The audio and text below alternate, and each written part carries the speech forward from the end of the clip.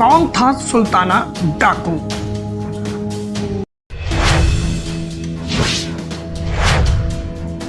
सासी भातु समाज से क्या था सुल्ताना का संबंध? आखिर डाकू सुल्ताना किसका वंशज था?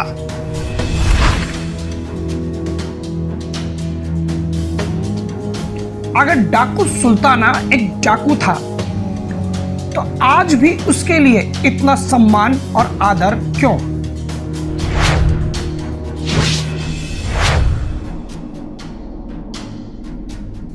ऐसे ही तमाम सवालों के जवाब देगी आज की हमारी यह रिपोर्ट।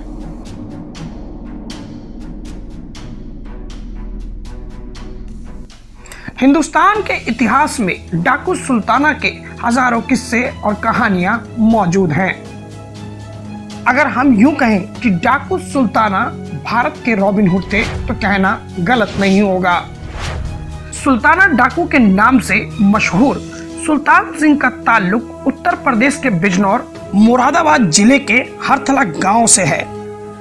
वैसे कई स्थानों पर उनका जन्म स्थान बिलारी और बिजनौर भी बताया जाता है। डाकू सुल्ताना खुद को मेवाड़ के राजा महाराणा प्रताप का वंशज मानते हैं।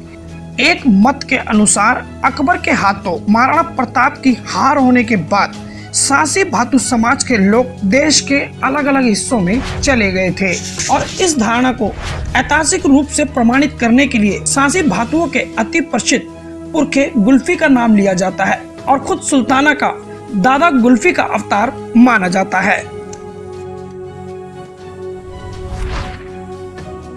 सुल्ताना अपने जीवन में एक मिथक बन गया था। उनके बारे में जनधारणा यही रही कि वह केवल अमीरों को अपना निशाना बनाता था और अमीरों से लूटे गए माल को गरीबों में बांट देता था। एक तरह से सामाजिक न्याय करने का उसका अपना यह तरीका था। जनधारणा इस बात को भी लेकर निश्चित है कि उसने अपने जीवन में किसी की हत्या नहीं की।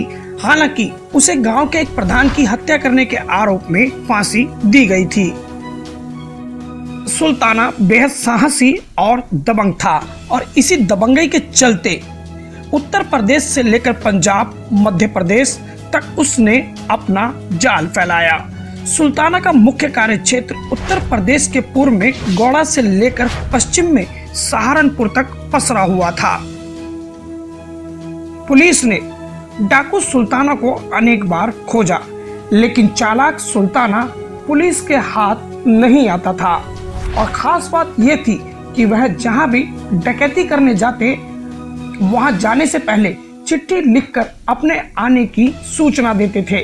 एक प्रसिद्ध लेखक जिम कार्बेट ने अपनी प्रसिद्ध किताब माई इंडिया में सुल्ताना के बारे में लिखते हुए कहा है कि यह इंडिया का रॉबिन हुड है और सुल्ताना के चरित्र का आकलन करते हुए उन्होंने एक जगह लिखा है कि एक डाकू के तौर पर अपने पूरे करियर में सुल्ताना ने किसी निर्धन आदमी की एक कौड़ी भी नहीं लूटी।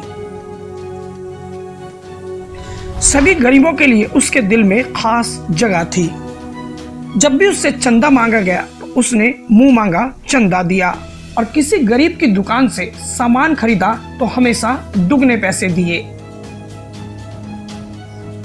400 साल पहले नवाब नजीबुद्दौला के द्वारा बनाए गए किले को आखिरी समय में सुल्तान सिंह ने अपना अज्ञातवास बना लिया था और महाराणा प्रताप की ही तर्ज पर उसके भी घोड़े का नाम चेतक था। कहा जाता है कि सुल्तान सिंह स्वतंत्रता सेनानी था। उसने अंग्रेजों को नाको चने चबवाए। अंग्रेजों के सामने सुल्तान सिंह ने हमेशा अपनी कड़ी चुनौती पेश की और अंग्रेजों को दिन रात वह जंगलों में छकाता रहा।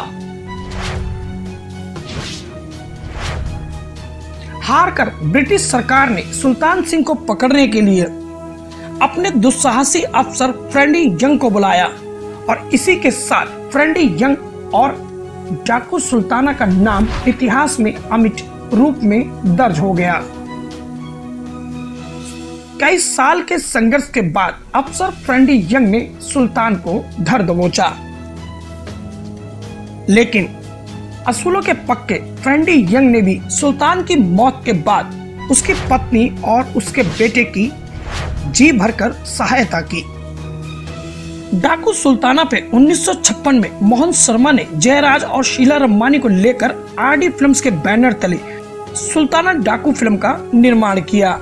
उसके बाद 1972 में निर्देशक मोहम्मद हुसैन ने भी फिल्म सुल्ताना डाकू बनाई, जिसमें मुख्य किरदार दारा सिंह ने निभाया। सुल्ताना की जिंदगी पर हजारों नाटक और किताबें लिखी जा चुकी हैं। सासी भातु समाज में एक समाज सेवक के रूप में पहचान रखने वाले दीपक कुमार अबुआ ने सासी भातु समाज के इस इतिहास को जानने के लिए दिल्ली से लेकर मुरादाबाद तक का सफर किया। हम आपको बता दें कि दीपक कुमार अबुआ सासी भातु समाज में कई कल्याणकारी योजनाओं के तहत समाज का उत्थान करने का काम कर रहे हैं और अपने केडीएस अबुआ प्रोडक्शन के चलते वह सासी भातु समाज के हुनरमंद बच्चों को बॉलीवुड में भी काम देने की पहल कर रहे हैं। उनकी इस यात्रा में विनोद कुमार सिंह, उत्तर प्रदेश अध्यक्ष अखिल भारतीय सहसमल भातु समाज संघ के अध्यक्ष विनोद कुमार सिंह भातु ने दीपक कुमार अबुआ की मदद की। आइए डाकू सुल्ताना के और इतिहास को खुद दीपक कुमार अबुआ विनोद कुमार सिंह भातु के द्वारा सुनते हैं। जैसा कि आप सामने देख रहे हैं, यह समाधि श्री सुल्तान सिंह अंग्रेजों द्वारा फांसी दी गई असली समाधि है, जिसके नीचे में लिखा हुआ है वाल मुकुंद सिंह, मती कोकलिया सिंह, चंदा सिंह, मती रुक्मणी सिंह, विकट सिंह और समर सिंह, बनवाने वाले श्री मधुबाला सिंह जी। ये पूरे के पूरे उनकी वो पीढ़ी है, परिवार है, जो अभी तक भी उनकी पीढ़ी चलती आ रही है। और हमारे मुरादाबाद से चंद्र मोहन जी का मैं शुक्रिया अदा करूंगा कि इन्होंने इस समाधि के बारे में मुझे बताया। बहुत ही किताबों में, टीवी वगैरह में भी देखा और सुना अंग्रेजों के समय में कि ना कोई चीज हमारे समाज भातु समाज के अंदर वो जीवित नहीं थी। लेकिन चंद्र मोहन जी का, वीके सिंह जी का और इन दो भाइयों का बहुत बहुत धन्यवाद करता हूँ, जो जीती जागती सासी भातु समाज में एक ये मिसाल है, जो कि आपके सामने ही है। आप इसे पढ़ सकते हैं, देख सकते हैं। पूरे भारतवर्ष में, हिंदुस्तान में आप कहीं से भी आकर के, भारत में उत्तर प्रदेश मुरादाबाद में आकर ये चीज आज भी जिंदा व्यक्तियों की तरह बिल्कुल जीवित है। जनपद मुरादाबाद में दिल्ली से चल कर के हमारे आदरणीय श्री दीपक कुमार अबुआ जी यहाँ पधारे हैं और दीपक कुमार अबुआ जी ने हमारे परम पूजनीय आदरणीय श्री सुल्तान सिंह, जो हमारे समाज के सुल्ताना डाकू के नाम से जाने जाते हैं, इनके बारे में संक्षिप्त में बताएं कि सुल्तान सिंह एक समाज सेवक थे और एक तरीके से स्वतंत्रता संग्राम सेनानी थे। इन्होंने समाज के लोगों को काफ़ी योगदान दिया, सहयोग दिया और ये अंग्रेज़ों से लड़ाई लड़ी। इन्होंने अंग्रेज़ों का माल लूट करके गरीबों में बांटते थे। इनका जो अंतिम जो संस्कार हुआ था वो एक फांसी की सज़ा आगरा में हुई थी 1924 में। इनको अंग्रेज़ों द्वारा फांसी की सज़ा दी गई थी आगरा में। और इनका जो है नजीबाबाद में किला है, उस किले के अंदर इनको जो है वहाँ अंतिम संस्कार किया गया था। और इसके बाद जो है नजीबाबाद से वहाँ की इनकी जो पार्थिव शरीर है, जो अस्थियां हैं, वहाँ से ला करके और यहाँ जनपद मुरादाबाद में जो हिमगिरी कॉलोनी में भातु स्थान का कब्रिस्तान है, यहाँ पर इनकी समाधि बनाई गई है। जैसा कि दोस्तों आपने अभी देखा कि उत्तर प्रदेश जनपद मुरादाबाद, मैं आपको जूम करके दोबारा से दिखाने की कोशिश कर रहा हूँ। यह वही सारी जगह है जहाँ सासी और भातु समाज के लोगों को अंग्रेज बंधक बना करके रखते थे।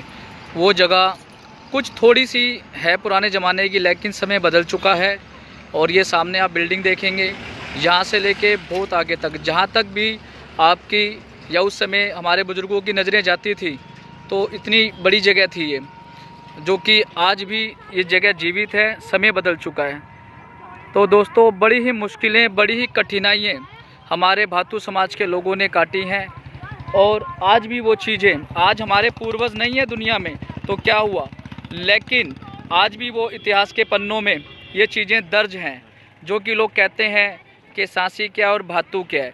सांसी और भातू की स्टोरी पूरे भारत के अंदर में है, लेकिन जहां हमारे सुल्ताना जो कि समय के हिसाब से बेमतलब उन्हें स्वतंत्र सेनानी की जगह उन्हें बदनाम कर दिया गया कि डाकू सुल्ताना, ये उन्हीं की धरती उन्हीं की जगह है, जो आज भी दुनिया आई और दुनिया गई, लेकिन ये जगह आज भी जीवित है। बहुत बहुत धन्यवाद करना चाहूँगा। डाकू सुल्ताना सिंह अपने जीवन में अंग्रेजों के आगे एक ऐसी चुनौती बना रहा जिससे पार पाना हमेशा अंग्रेजों के लिए खतरे से भरा रहा। और यही वजह है कि आज अपनी मौत के इतने सालों बाद भी सांसी भातू समाज के लोग उनके अनुयायी हैं और उनकी पूजा करते हैं, उनमें अपना विश्वास रखते हैं, क्योंकि डाकू सुल्ताना सिंह की ये तमाम बातें साबित करती हैं कि उन्होंने अपने ही ढंग से समाज में न्याय किया। नई दिल्ली मुरादाबाद से न्यूज़ फोल्डर के लिए गुलशन सैफी की रिपोर्ट।